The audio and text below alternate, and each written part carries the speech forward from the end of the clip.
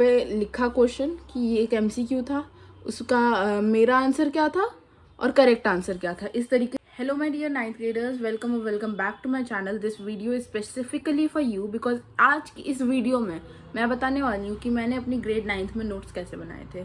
तो आइए स्टार्ट करते हैं। सबसे पहले जो मैं फर्स्ट टिप आपको देना चाहूँगी वो ये है कि अपने नोट्स को खुद से बनाओ। अब आपको ये लग रहा होगा कि 8th तक तो मैंने बस रीडिंग करी या फिर क्वेश्चन आंसर्स लर्न करके पेपर में चले गए, वही क्वेश्चंस आए। लेकिन 9th में ऐसा नहीं होगा, आपको बीच बीच में से क्वेश्चंस आएंगे, इसलिए आपको नोट्स बनाने पड़ेंगे।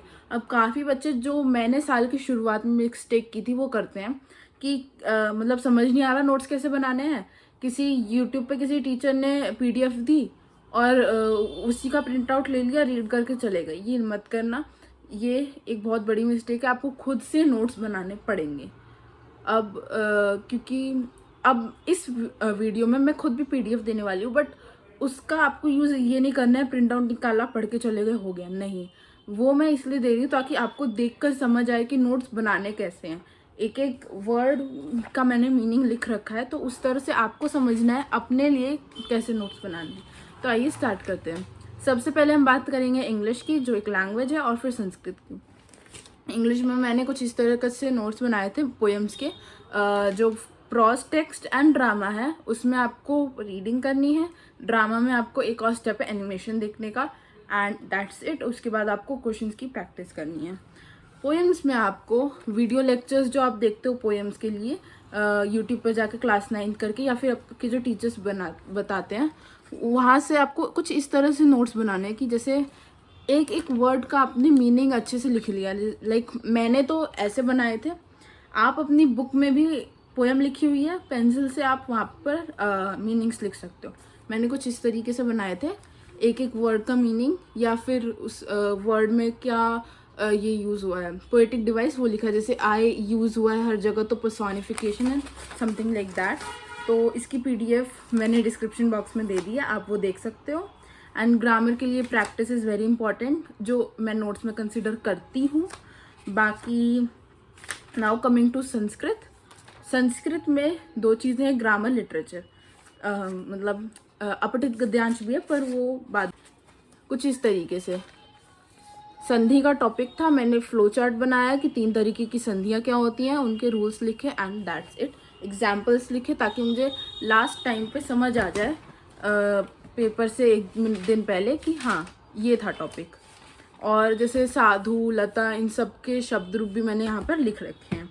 बाकी लिटरेचर के लिए what I did was, literature के लिए आपके पास बहुत सारी बुक्स होंगी जिसमें मीनिंग लिखा होता है, आप वो भी ले सकते हो। और सेकंड चीज़ जो बहुत ये मतलब थोड़ा सा उसमें है कि आपको एक डेली का एफर्ट लगेगा, but it is worth it, कि आप अपनी नॉर्मल बुक जिसमें संस्कृत में बस लिखा होता है, ट्रांसलेशंस नहीं होती, वो उठाओ और उसकी ट्रांसलेशन या तो समझ आ रही है तो खुद से लिखो, वरना यूट्यूब पे बहुत सारे लेक्चर्स है जिसमें वो ट्रांसलेशंस बताते हैं, उससे लिखो।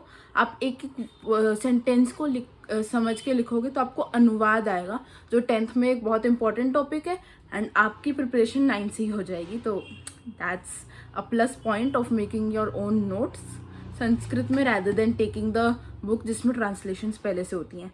Now coming to mathematics. Mathematics में नोट्स होते हैं ज़रूरी, लेकिन वो कुछ अलग तरीके से होते हैं। जैसे कि मेरी जो नोट्स कॉपी, मैंने क्या किया था, मैंने टर्म 1 में जितनी भी मिस्टेक्स करी थी, मेरे टर्म 1 में आए थे 74.5 आउट ऑफ 80।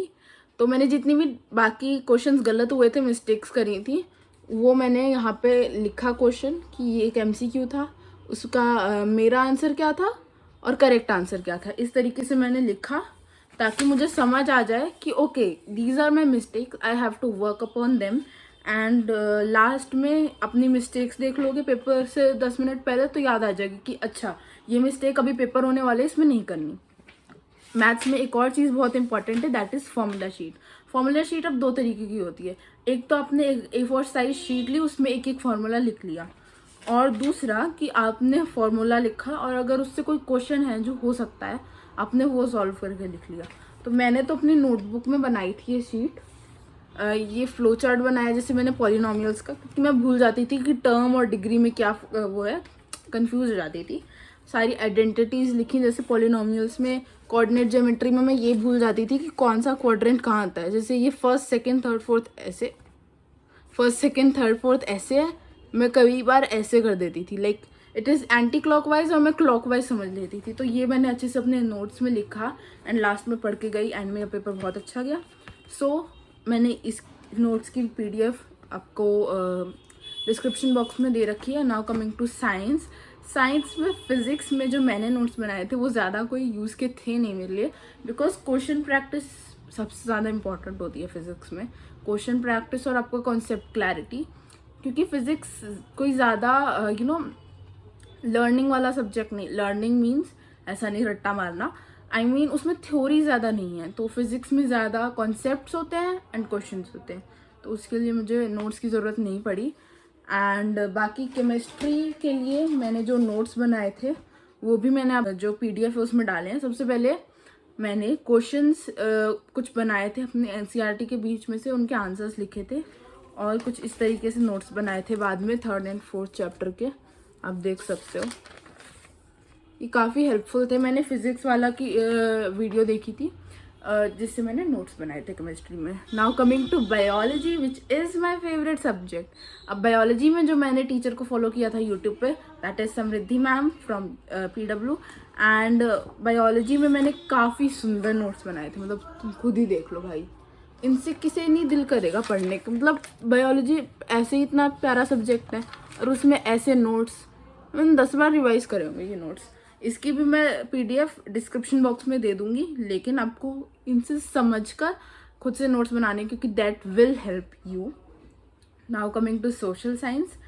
अब आप सोच रहे होगे कि दीदी के तो खुद सोशल साइंस में नंबर नहीं आते, वो तो खुद सोशल साइंस की वीडियो देखते रहती है। हाँ, तो मैं अब सोशल साइंस के टिप्स दूंगी, लेकिन मैं अपने नोट्स नहीं दूंगी, क्योंकि नोट्स मैंने ज़्यादा बनाए भी नहीं थे, पहली बात। दूसरी बात, I didn't trust my own notes. मैं पेपर से पहले SST के नोट्स पढ़ के नहीं जाती थी, मैं चैप्टर रीड करके जाती थी एंड क्वेश्चन आंसर रट के जाती थी। तो SST में don't trust me, okay, I am very bad at SST। मैं यूट्यूब पे क्यों बता रही हूँ, क्योंकि आई एम ऑनेस्ट, और मैं ये चाहती हूँ कि मेरे भाई बहन 9th क्लास के मिसगाइड ना हो मेरे से कि ये करके जाओ, ये करके जाओ, ये करके जाओ, और उनके भी नंबर ना आए। तो SST के लिए मैं बस ये बोलूँगी कि आप रीडिंग अच्छे से करो, रीड करो पूरे साल चैप्टर को अच्छे से, जो मैंने शायद नहीं किया था इसलिए मैंने नंबर नहीं आया। और जो चैप्टर्स मैंने रीड किए उसमें मेरे को काफ़ी कॉन्फिडेंस है कि मैं अपने क्वेश्चन सही से करके आई हूँ। और SST में एक और चीज़ की लर्निंग करनी पड़ती है जो मुझसे नहीं होती है, मतलब क्वेश्चन आंसर्स आपको लर्न करने पड़ेंगे, जो थोड़ा मुश्किल होता है कुछ बच्चों के लिए, जैसे मेरे लिए, बट कोई बात नहीं। This was my video on how to make notes in 9th class, and that's it. Bye bye.